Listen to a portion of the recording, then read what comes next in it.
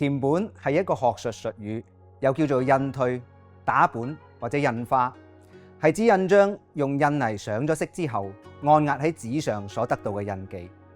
佢係記錄印章文字、圖案嘅一種重要方式。一個好嘅鉗本應該係能夠清晰、準確咁樣呈現印章上面嘅文字同埋圖案嘅。古人研究灑印，尤其注重文字。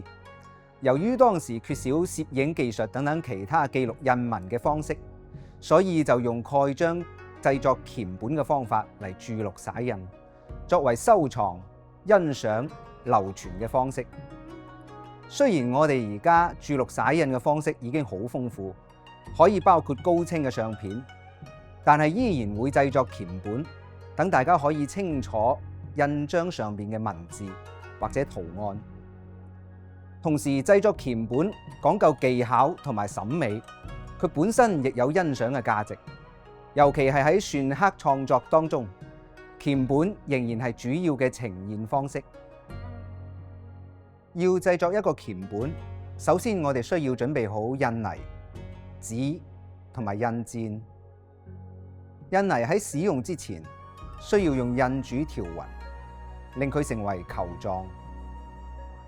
製作鉗本用嘅印泥一般比較硬，能夠將印章嘅線條表達得比較清楚，唔容易滲開。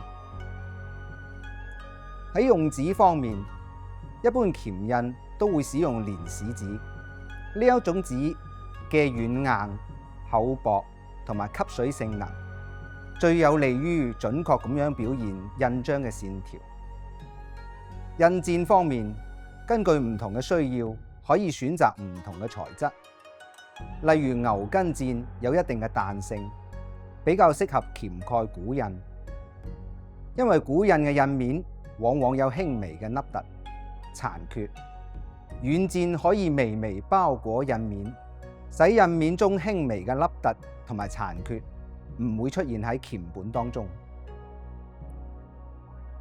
另外有一種拓印板，材質係硬身嘅，適用於印面比較平整嘅篆刻作品。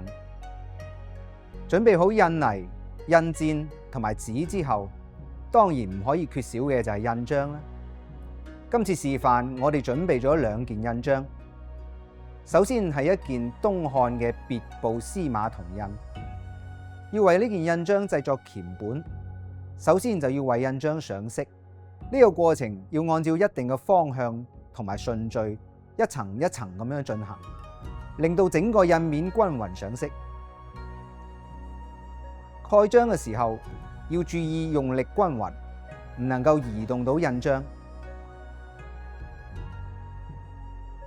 另外一件印章係文人篆刻嘅代表，由清末著名嘅篆刻家黃士陵喺1885年為廣東著名學者梁鼎芬所刻嘅切題印。呢一件印章係石印，同銅印相比，文人篆刻作品印面一般比較平整，用硬墊更能夠精確咁樣反映線條嘅原貌。